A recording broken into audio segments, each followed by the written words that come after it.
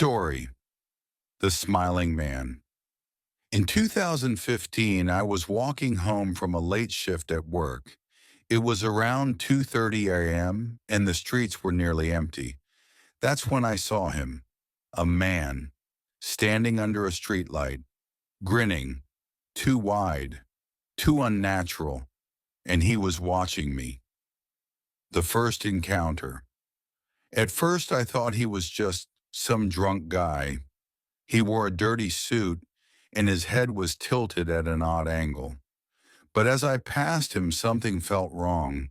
He wasn't swaying or stumbling. He was completely still, except for his smile. As I walked past, I glanced back. He was still watching me. Then he took a step, not toward me, but sideways, like a puppet being pulled by strings. Then another step and another, still grinning. The second encounter. I turned the corner, picking up my pace. I told myself he was just some weirdo, nothing more. Then I glanced over my shoulder, and my stomach dropped. He was there, standing at the end of the street, grinning, but something was off. He hadn't walked. It was like he had just appeared. Then he took another sideways step, like he was gliding. My chest tightened. I turned and started walking faster. Then I heard it, a sound I'll never forget. Laughter, low, gurgling, like something trying to mimic human laughter, but getting it wrong. I didn't look back. The chase, I was only a few blocks from my apartment. I started running. Footsteps echoed behind me, fast, too fast, like he was skipping steps.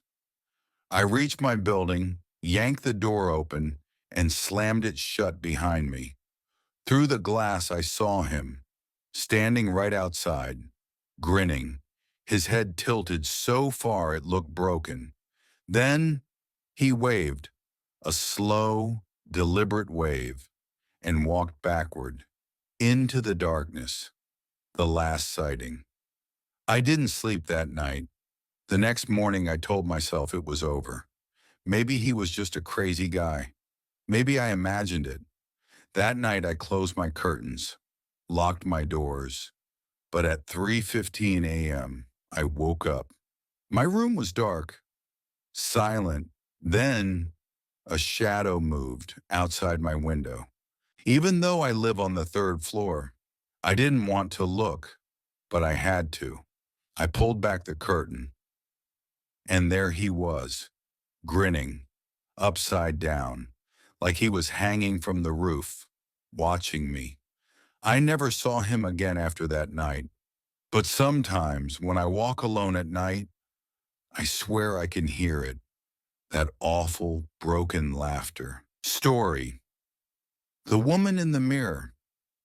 In 2018, I moved into an old apartment complex in Chicago. It was a good deal, cheap rent, central location. But there was one catch.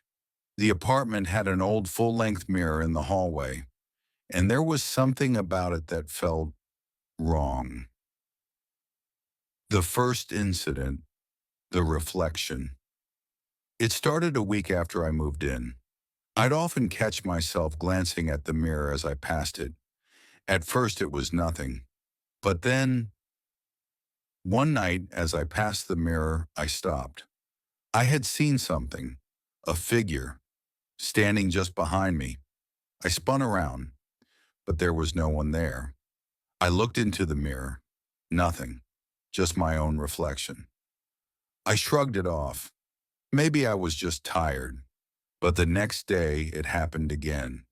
This time, as I looked in the mirror, I saw her, a woman, standing just over my shoulder. Her face was pale, her eyes wide open. She didn't blink. She was smiling. I froze. And then she blinked. I backed away slowly, my heart racing.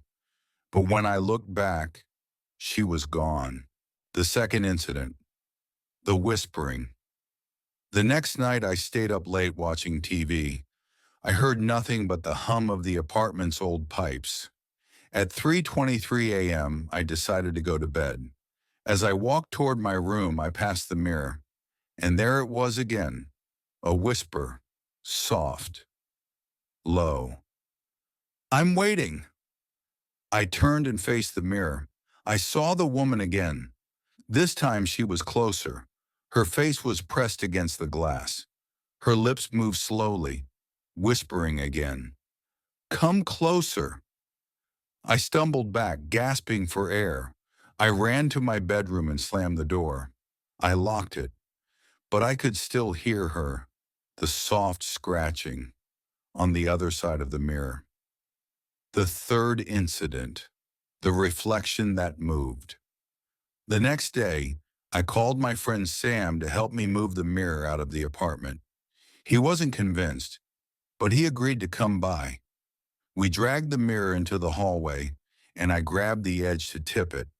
But as I looked into it, I saw something move. I pulled back, shocked. The woman in the reflection was no longer just standing. She was reaching out, her hand extended toward me, toward the glass. I yanked the mirror away from the wall, but it didn't move. The reflection stayed there, staring at me, grinning. Then I heard a voice. "Don't take me from here." I threw the mirror down the hallway, shattering it into pieces. I never saw the woman again, but sometimes when I'm walking through my apartment, I swear I feel her presence. I catch a glimpse of her face just out of the corner of my eye, and sometimes, just sometimes, I hear her voice. I'm still waiting. Story the Man in the Vents. In 2220, I moved into a cheap studio apartment in downtown Los Angeles. It was small, a little rundown, but I didn't mind. At first, until I heard something in the vents and realized I wasn't alone. The first night, the breathing. The first night I was lying in bed when I heard it. Soft breathing, coming from inside the vent. At first I thought it was the AC kicking on, but then it stopped. And then it exhaled, long, slow, deliberate, like someone was watching me. I turned over and stared at the vent. Nothing, but I barely slept. The whisper at 2:22 a.m. The next night I stayed up late watching TV. At 2:22 a.m. I heard it again, but this time it spoke, a whisper, right above me. "I see you." I froze. The voice was inside the vent. I turned off the TV. Silence. I grabbed a flashlight, my heart pounding, and aimed it at the vent. Something moved, a shadow, deep inside. Then, scraping, like fingernails against metal. I didn't sleep that night. The face behind the grate. The next day I told my landlord. He laughed. "These old buildings make weird noises," he said. That night I sat in bed staring at the vent, waiting. At 3:10 a.m., it happened. The grate rattled, slow, gentle, like someone was pushing from the inside. And then, a face, peering through the slats, wide, unblinking eyes, watching me. I couldn't move. Then, the grate shifted, like it was about to come loose. I grabbed my phone and turned on the flashlight. And just like that, it was gone. The hidden passage. The next morning I called the cops. They arrived and checked the vent. One officer pulled the grate off and froze. Then slowly he aimed his flashlight inside. What he found still haunts me. A crawl space. Narrow, dark, running through the entire building. Someone had been living there. They found a sleeping bag, empty food wrappers, a pile of clothes, and a notebook filled with my name. over and over. I moved out that day, but sometimes when I wake up in the middle of the night, I swear I hear it. Soft, slow, breathing. Story: The Thing in the Woods. In 2016, my uncle bought a cabin deep in the forests of Montana. It was old, isolated, and surrounded by miles of dense woods. He offered to let me stay there for a few weeks to clear my head. I should have never gone, because something lived in those woods, and it wanted in. The first night. The whistling. The first night was peaceful. The air was crisp, and the only sounds were the wind in the trees and the occasional hoot of an owl. Then at 2:17 a.m. I heard it, whistling, soft, slow, coming from the trees. At first I thought it was the wind, but then it moved, closer, a slow, eerie tune. It stopped right outside my window. I turned over, heart pounding. Nothing there, just darkness. Then, knock, knock, knock. 3 slow knocks on the cabin wall. I didn't sleep after that, the shadow in the tree line. The next morning I went outside. The air was still, too still. No birds, no insects, just silence.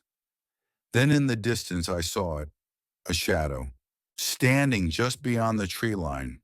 Tall, too tall. Its limbs were thin, stretched, and it was watching me. I took a step back toward the cabin. It took a step forward. I turned and ran inside, locking the door. I told myself it was just my imagination. Until that night, the thing on the roof. At 3:12 a.m., I woke up. Something was moving above me, soft shuffling, then a tap, then another, like fingernails against wood. It was on the roof. I held my breath, heart hammering. Then a long, low whistle, right above me. I grabbed my flashlight, hands shaking, and shined it toward the ceiling. Silence. Then, the closet door creaked open. I ran outside to my truck, not caring about the darkness. I fumbled with the keys, yanked the door open, and jumped inside. I turned on the headlights, and there it was, standing in the beams. Tall, thin, grinning. Its eyes were hollow, empty. And then it whistled, a slow, mocking tune. I hit the gas and didn't stop driving until I reached the next town. The missing cabin. The next morning I called my uncle. I told him everything. He went quiet. Then he sighed. "I should have told you," he said. "That cabin? It doesn't have an address." I froze. "What do you mean?" He hesitated. "It was never built by us. We just found it in the woods with the door open. I never went back. I don't know what lives out there. But sometimes when I walk alone at night, I hear it. A slow, eerie whistle. Waiting. Story: The House That Screamed. In 2019, my best friend Mark inherited a house from his great uncle. It was an old Victorian-style home on the edge of a small town in Maine. The house had been abandoned for over 50 years. There were no records of the last person who lived there. And there was a reason, because at night the house screamed. The first night. The scratching in the walls. Mark invited me and a few friends to help him clean the place. It was falling apart.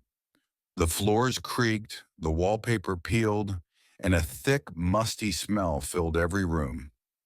We found deep scratches on the bedroom doors, on the inside, like something had tried to claw its way out. That night, we set up sleeping bags in the living room.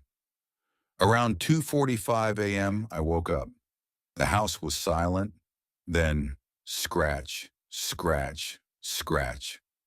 A soft, slow scraping from inside the walls. It moved from the ceiling to the floor, then closer, right behind me. I held my breath. Then knock, knock, knock. 3 knocks, right behind my head. I turned on my flashlight and shined it at the wall. Silence. The sound was gone. But when I looked closer, there were fresh scratches. The basement that shouldn't exist. The next morning, Mark found a trap door in the pantry. It led to a basement that wasn't on the blueprints. Dust and cobwebs covered everything. In the center of the room, we found an old wooden chair with restraints, and next to it, a tape recorder. We played it, static. Then, a voice. Please, let me out. Then, screaming, loud, agonizing, inhuman screaming. The tape cut off. Then, a knock from inside the wall. We ran. The house comes alive. That night we tried to sleep. We shouldn't have stayed. At 3 a.m. we heard it. A low groan, like the house was breathing. Then, bang! A door slammed upstairs. Then, footsteps, slow, heavy, coming down the stairs. We grabbed our flashlights and aimed them at the staircase. Nothing there. Then, the screaming began. Loud, piercing shrieks echoed through the house. It sounded like hundreds of voices, screaming, crying, begging. We ran for the door, but it wouldn't open. Mark yanked at the handle. The screaming grew louder. Then it stopped. Everything went silent. The door swung open on its own.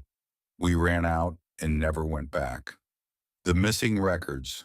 The next day, Mark called the town records office.